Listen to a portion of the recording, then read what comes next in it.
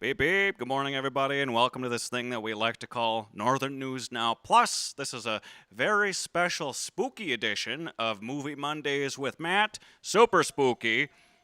We're going to be talking a little bit about ghosts here today, as my flick of the week is none other than The Conjuring Last Rites, which is the final film in the Conjuring franchise, or so they say.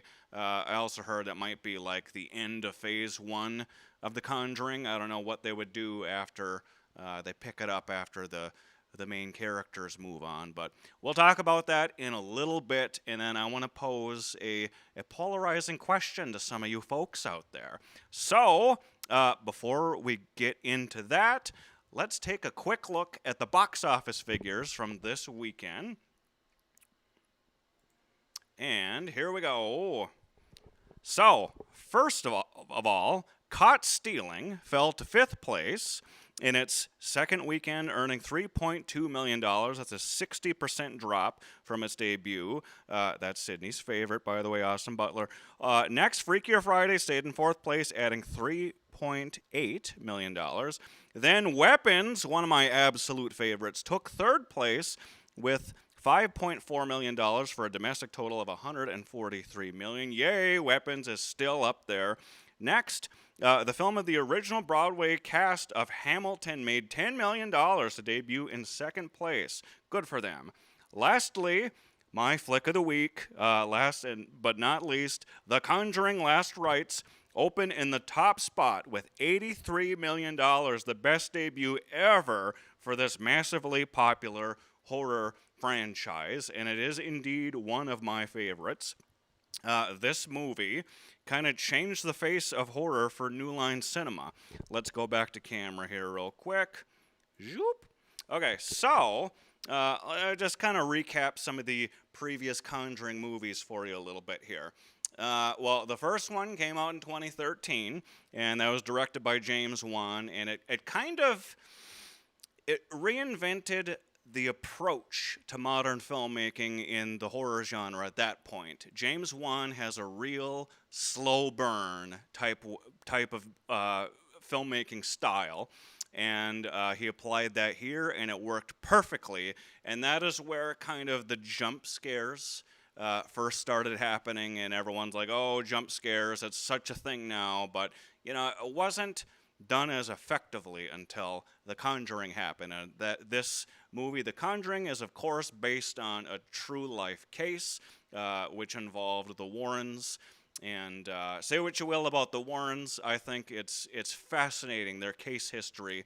And they say they've had over 1,000 different investigations over their career. So that alone, that's right for franchise material. So they could have made 1,000 of these Conjuring movies, but they gave us some of the best of what we could have had throughout all of their case studies. So that leads into The Conjuring 2, which was also an amazing film, and that kind of opened it up a little bit more with the trauma that Lorraine Warren experiences with this nun character that follows her around a lot. And you see a lot more of this nun character coming up in more installments. And then, of course, The Nun got her own spin-off series called The Nun and The Nun 2, and supposedly there's a third Nun happening. But the one that really matters is Annabelle. Annabelle was the first spin-off that came out in 2014, and as you can tell, I love Annabelle. I've got my Annabelle head here today. I dressed up as Annabelle on the morning show. I think she is the franchise character to watch. She's the unofficial face of the franchise, and she starred in 3 of her own installments as well. And she's in every single one of these Conjuring movies, including the unofficial spin-off called La Llorona, which wasn't really a Conjuring movie. It just they kind of forced the idea that it's in the same storyline, but it's not. Officially, it's not. But Annabelle is briefly in that as well. So she stars in more of these movies than the Warrens themselves do. So, anyway, back to recapping the Conjuring universe. So then there's the Conjuring 3, The Devil Made Me Do It. That was an interesting one. It had a different take. It wasn't just your straight haunted house film. And now that brings us to The Conjuring Last Rites, which is billed as the final installment. And all the baggage that has built up over the years with the Warrens, you see it really weighing them down. And it's written to close up some of those plot threads that they've been throwing out there. And of course, Annabelle makes several appearances in this new one. You can't have a Conjuring movie without Annabelle. So I really enjoyed The Conjuring Last Rites. I highly suggest it.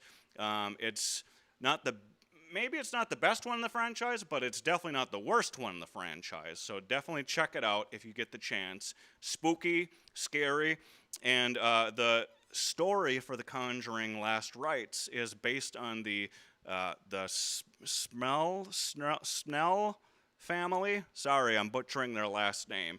It's a real-life case, and they covered them in a TV movie, a made-for-TV movie called The Hunted. Came out in 1991, the Smurl family. Sorry, it took me a second to remember what it was. So that's just a fun and interesting case in general. So go check out the TV movie if you feel a little nostalgic. I watched it last night. It's exactly like a 1991 made-for-TV movie from the time. It's fun. It's on YouTube now for free. Many different links to it. Check it out. Lastly, spooky season is coming up. So I think The Conjuring is the first major horror film. Well, let me backtrack. Weapons is the first major horror film that hit for spooky season, next with The Conjuring. So keep watching for more fun, spooky movies coming out. How are we doing on timing, Sydney? Take a break. All right. Well, we're going to... I'll keep ranting here after a quick little break, and then I'm going to pose that question to everybody. Before we go to break, the question is, do you believe in ghosts? I want to know everybody's take. Do you believe in ghosts? Why or why not? Not just a no. No, but why? All right, so let's go to break real quick. We'll see you in a minute. Start break.